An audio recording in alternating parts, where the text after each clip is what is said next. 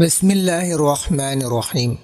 السلام علیکم ناظرین، تمام ناظرین کو راہدین چینل میں دل کی گہرائی سے خوش آمدید۔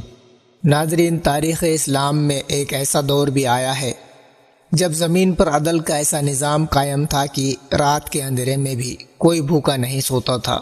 جس حکیم نے اپنے آپ کو امت کا خلیفہ نہیں بلکہ اللہ کا جواب دہ نوکر سمجھا، جس نے اپنے دور میں مظلوم کو انصاف دلانے میں ایک لمحہ بھی تاخیر نہیں کی اور دشمن بھی جس کے عدل کے قائل ہو گئے، اس نے مصر سے لے کر شام تک اور ایران سے لے کر یمن تک اسلامی حکومت کا پرچم لہرایا، مگر خود ٹاٹ کے کپڑے پہنتا اور ایک عام انسان کی طرح زندگی گزارتا۔ وہ شخص کوئی اور نہیں بلکہ امیر المومنین حضرت عمر فاروق رضی اللہ عنہ تھے۔ خلافت حضرت فاروق اعظم، خلیفۃ المسلمین، امیر المومنین سیدنا ابو بکر صدیق رضی اللہ تعالی عنہ کے رحلت کے بعد حضرت سیدنا عمر فاروق اعظم رضی اللہ تعالی عنہ کو تمام صحابہ کرام نے باتفاق رائے اپنا خلیفہ منتخب و تسلیم کیا، اور تمام صحابہ نے مسجد نبی شریف میں آپ کے دست حق پرست پر بیعت کی۔ اس وقت عمر فاروق کی عمر شریف 52 سال تھی۔ آپ کے دور خلافت میں آپ سے خلافت، عداوت، نفاق اور کفر و شرک کی جڑیں کٹ گئی، دین اسلام کا کامل غلبہ ہو گیا۔ آپ نے بیت المال سے غریبوں کی تنخواہیں مقرر فرما دی۔ حضرت عمر نہایت سادگی سے رہتے، خلیفہ ہونے کے باوجود گدڑی کا لباس پہنتے اور نمک کے ساتھ جو کی روٹی کھاتے۔ توجہ و انکساری کے وہ پیکار جمیل تھے، تکبر و غرور کا ان کے مزاج میں نام و نشان نہ تھا۔ ہاتھ میں درہ لے کر عام لوگوں کے ساتھ مدینہ منورہ کے راستوں پر پیدل نکلتے۔ آپ کی ہیبت اور دبدبے کا یہ حال عالم تھا کہ لوگ تلوار سے بھی زیادہ آپ کے درہ سے ڈرتے تھے۔ غریبوں اور مسکینوں کے ساتھ آپ لطف و مہربانی سے پیش آتے، بڑوں کی عزت اور چھوٹوں پر عنایت فرماتے، یتیموں کا بہت خیال اور ان کی امداد فرماتے، ظالم سے مظلوم کا حق دلاتے، رات کو رعایا کی حفاظت کے لیے خود گشت فرماتے، نظام شریعت اور احکام دین کے معاملے میں کسی کی بھی رعایت نہیں کرتے، عدل و انصاف کا ماحول قائم فرما دیا۔ آپ کے تصلب فی دین کی وجہ سے کفار، مشرکین، منافقین، یہود، نصارہ اور اسلامی دشمن عناصر آپ سے ڈرتے اور جلتے تھے۔ شاہ روم ہرقل بادشاہ کو جب معلوم ہوا کہ حضرت عمر فاروق خلیفہ ہوئے تو وہ بڑا متفخر اور تردد میں پڑ گیا۔ اس نے ارکان سلطنت و ارباب دولت اور دین نصرانی کے مذہبی پیشواؤں کو کنیسائے فسان میں جمع کیا اور تقریر کرتے ہوئے کہا کہ اب وہ شخص مسلمانوں کا خلیفہ مقرر ہوا ہے جو نہایت سخت مزاج ہے، جو اسلام میں داخل نہیں ہوتا، اس پر مطلق رحم نہیں کرتا، اس کے روب سے مسلمان بھی کانپتے ہیں، اس کے ہاتھ میں ہر وقت کوڑا رہتا ہے جس کا خوف تلوار سے زیادہ ہے۔ یہ وہی شخص ہے جس کے متعلق ملاحم میں صاف لکھا ہے کہ وہ دراز قد، گندمی رنگ اور سیاہ چشمہ ہوگا۔ اس کی ہیبت سے عظیم سلطنتوں کے شہنشاہ کانپ اٹھیں گے۔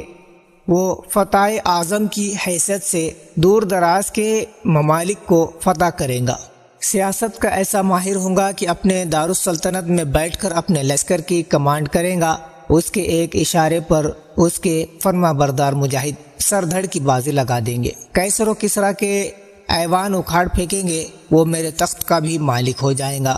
ہرقل نے اپنی تقریر کا سلسلہ جاری رکھتے ہوئے مزید کہا کہ مسلمانوں کی کامیابی کا راز یہ ہے کہ وہ اپنے دین کے سخت پابند ہے، اپنے خدا کی عبادت و ریاضت میں مشغول رہتے ہیں، اپنے رب اور اپنے نبی کے ہر حکم کی تعمیل کرتے ہیں، ظلم و ستم اور گناہوں سے باز رہتے ہیں، عدل و انصاف کرتے ہیں، نیکیوں کی طرف راغب ہے اور برائیوں سے منحرف رہتے ہیں۔ اسی لیے اللہ تعالیٰ ان کی نصرت و مدد کرتا ہے اور انہیں کامیابی اور فتح حاصل ہوتی ہے۔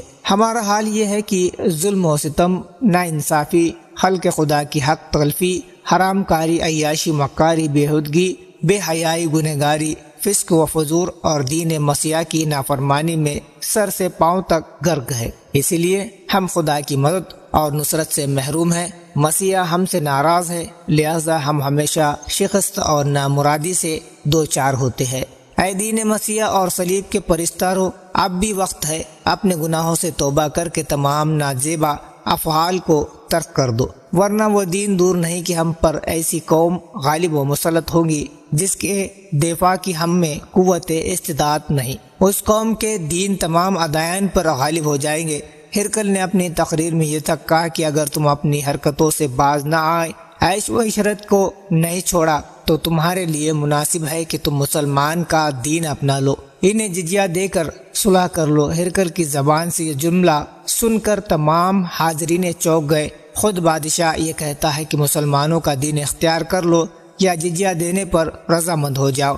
لگتا ہے کہ بادشاہ کے دل میں مسلمانوں کا خوف گھر کر گیا ہے، لہذا تمام حاضرین مشتعل ہو گئے اور خشمناک ہو کر اس کی طرف جھپٹنے اور بادشاہ کو مار ڈالنے کا قصد کیا۔ قوم کا غصہ اور اشتعال دیکھ کر ہرکل سہم گیا۔ ماحول کی سنگینی اور وقت کی نزاکت اسے خیال آ گیا۔ اس نے حکمت عملی سے کام لیا اور اپنی بات کا رخ پلٹتے ہوئے کہا کہ اے میری قوم کے باغیرت لوگو، کیا تم نے یہ گمان کیا کہ میں سچ مچ تمہیں مسلمانوں کے دین قبول کرنے کا ادائے جزیہ پر راضی ہونے کی تلقین کرتا ہوں؟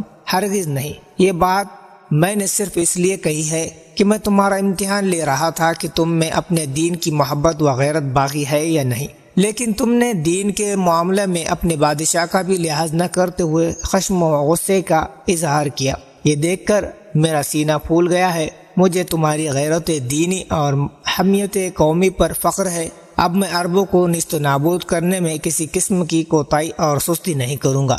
ہرکل کی تقیہ بازی کے دامے فریب میں لوگ آ گئے اور انہیں اپنے بادشاہ پر کامل اعتماد آ گیا۔ قوم نے ہرکل سے کہا کہ عربوں کو ملک شام سے دفع کرنے میں ہم شانہ سے شانہ ملا کر تمہارا ساتھ دیں گے، بلکہ اپنے خون کی آخری قطرے تک ان سے لڑیں گے۔ تو ناظرین، دین کے بات کو زیادہ سے زیادہ شیئر کریں۔ اگر ہمارے چینل پر نئے ہو تو سبسکرائب ضرور کریں۔ ملتے ہیں ایک نئے ویڈیو کے ساتھ، مجھے دیجیے اجازت۔ السلام علیکم، اللہ حافظ۔